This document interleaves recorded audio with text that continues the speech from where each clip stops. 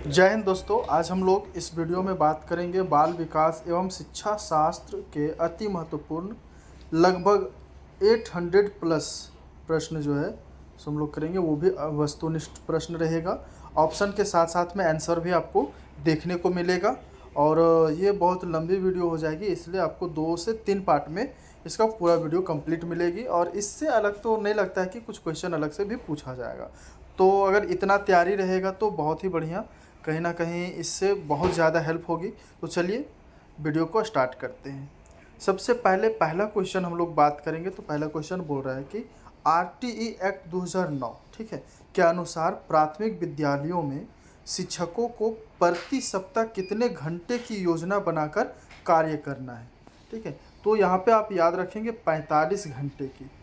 एक सप्ताह में, प्रति सप्ताह बोला गया, तो 45 घंटे आपको वहाँ पर योजना बना करके कार्य करना, यानी पढ़ाने का काम करना है।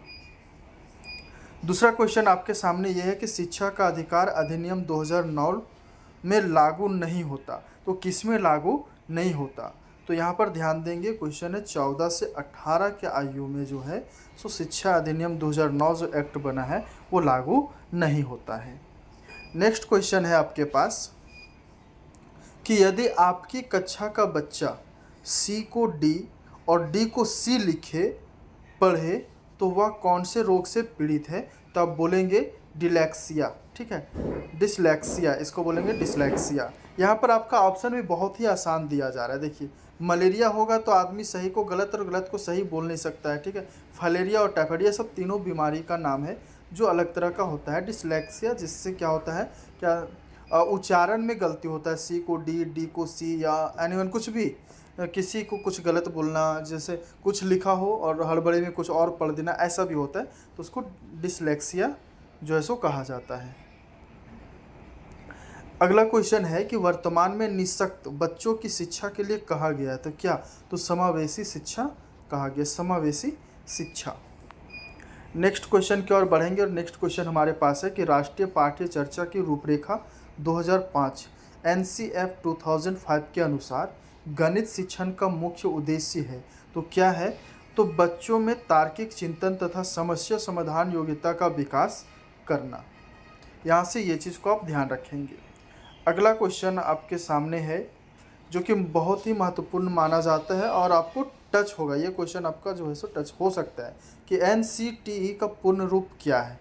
तो NCTE का जो पूर्ण रूप है वो है national council of teacher education. ठीक है, नेक्स्ट क्वेश्चन है कि निम्न में से कौन सी मानसिक मंदता की विशेषताएं नहीं है। ठीक है, तो इसका सही जवाब हो जाएगा अंतर्वैयक्तिक संबंधों का कमजोर होना। नेक्स्ट है, आपको अगर विश्लेषण वीडियो चाहिए, यानी कि पूरा डिटेल्स परिभाषा के रूप में, तो आप कमेंट कर सकते हो, उस प्रकार के वीडियो भी आपको प्रोवाइड किया जाएगा। निःशक्त बालकों की शिक्षा के लिए प्रावधान किया जा सकता है। तो क्या प्रावधान किया जा सकता है? तो समावेशित शिक्षा के द्वारा। ठीक है, नेक्स्ट क्वेश्चन है डैश प्रतिभाशाली होने का संकेत नहीं है। तो दूसरे के साथ झगड़ना, ये दूसरे के साथ झगड़ना प्रतिभाशाली नहीं कहलाता है ना। अगला क्वेश्चन है डिसलेक्सिया किससे संबंधित है? तो इसका सही जवाब हो जाएगा पठन विकार से। पठन विकार जो है सो इसका सही जवाब हो जाएगा। नेक्स्ट क्वेश्चन है विशेष आवश्यकता वाले बालकों को शिक्षा उपलब्ध कराई जानी चाहिए अन्य समान बालकों के साथ। ठीक है, जिस प्रकार से सारे बच्चे होते हैं उसके साथ। आप देखते हैं कि एक विद्यार्थी बुद्धिमान है ना, आप वह जैसे अधिक प्रगति कर सकता है उसे वैसे ही अनुप्रेरित करेंगे। ठीक है, जिस प्रकार से आप कोई विद्यार्थी को देख रहे हैं कि बुद्धिमान है या कोई भी वर्क को अच्छी से कर रहा है, तो आप उसे प्रेरित कर सकते हैं, मोटिवेट कर सकते हैं, है कि नहीं। अगला क्वेश्चन है कि समस्या के अर्थ को जाने की योग्यता वातावरण के दोषों, कमियों एवं रिक्तियों के प्रति सजगता यह विशेषता है। तो क्या है? सृजनशील बालकों की, सृजनशील बालकों की।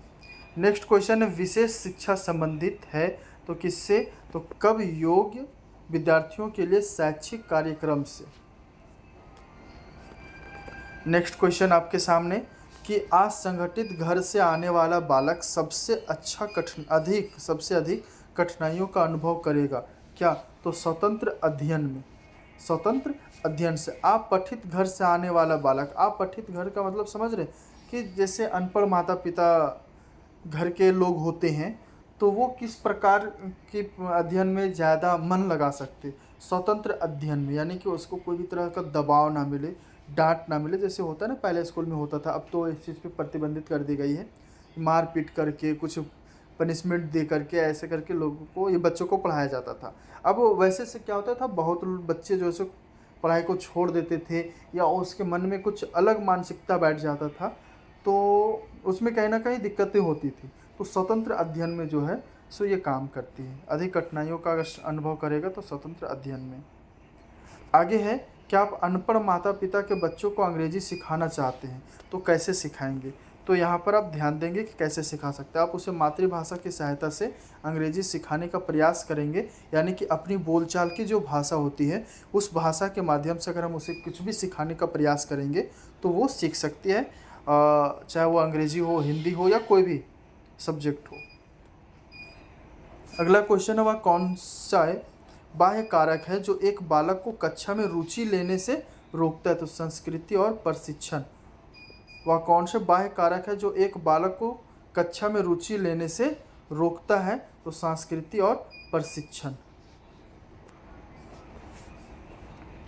अगला क्वेश्चन है, कमजोर वर्ग के बालक से तात्पर्य है, क्या तात्पर्य है, क्या समझते हैं उसके बारे में? तो उसका सही जवाब हो जाएगा, ऐसे अभिभावकों के बालक जो सरकार द्वारा निर्धारित न्यूनतम सीमा की वार्षिक आय की सीमा के नीचे के वर्ग में आते हैं, तो वैसे बच्चों को ये कहा जा सकता है। ठीक है। पिछले बालक ऐसे बच्चे हैं जिसमें जिनकी सीखने की गति धीमी हो। पिछले बालक यानी कि बहुत कमज़ोर बालक, कैसे पहचानेंगे को कमज़ोर है?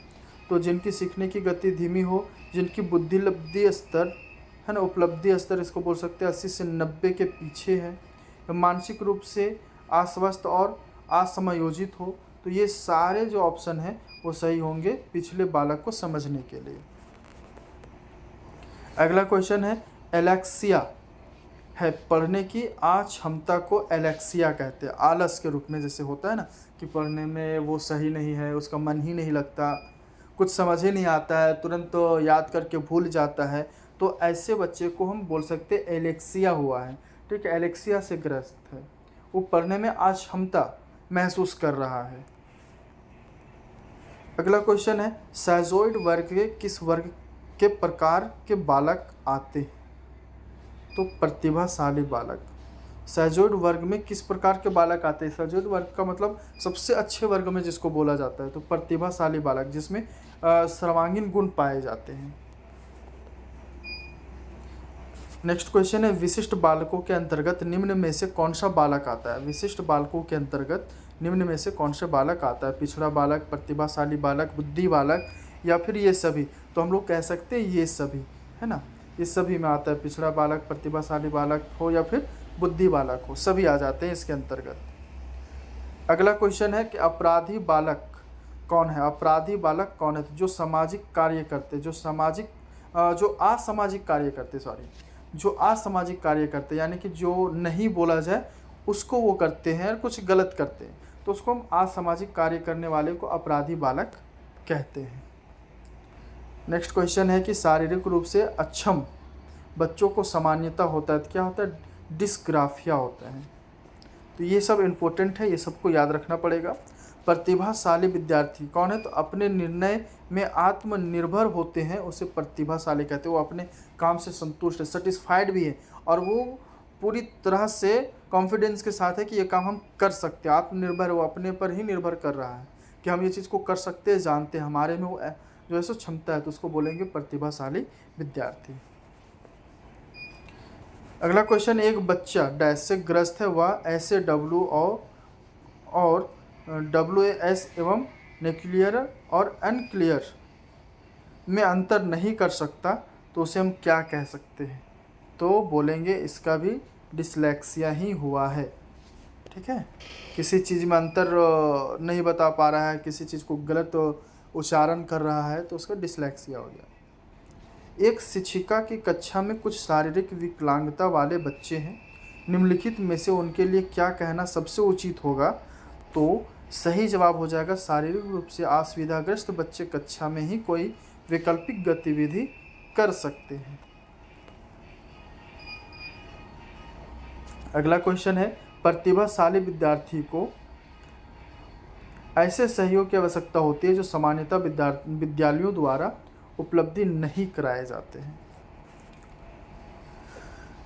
डैश के कारण प्रतिभाशीलता होती है, बी और सी दोनों समायोजन के अनुसार, यानी कि ध्यान देंगे तो आनुवांशिक रचना और वातावरण अभिप्रेरणा के कारण ही प्रतिभाशीलता होती है। यानी जैसे बोलते हैं कि जैसा माहौल रहेगा वैसा ही हमारा जो है सो घर का जो बच्चे होते हैं उस प्रकार से ढलेंगे। आनुवांशिकता भी, जैसे आनुवांशिकता यानी माता पिता का लक्षण या फिर पीढ़ी दर पीढ़ी जो लक्षण चलते आ रही है, जो आदतें बनी है, वो चीज़ भी सही होनी चाहिए, तो हमारे बच्चे पे ज़्यादा प्रभाव पड़ता है उस चीज़ को भी लेकर के। तो प्रतिभाशाली बनने के लिए हमें आनुवांशिकता, रचना और वातावरण अभिप्रेरणा जो है सो ये सारी चीज़ पे बहुत अच्छी तरह से ध्यान भी देनी चाहिए। अगला क्वेश्चन है कि बच्चों में सीखने और सुनने के लिए अधिगम योग्य वातावरण के लिए निम्नलिखित में से कौन सा उपयुक्त है? तो बोलेंगे शिक्षार्थियों को यह छूट देना कि क्या सीखना है और कैसे सीखना है। चलिए, आज 30 क्वेश्चन आप लोगों को कराया जा रहा है, फिर मिलेंगे अगले वीडियो में अगले क्वेश्चन के साथ। तब तक के लिए जय हिंद, जय भारत।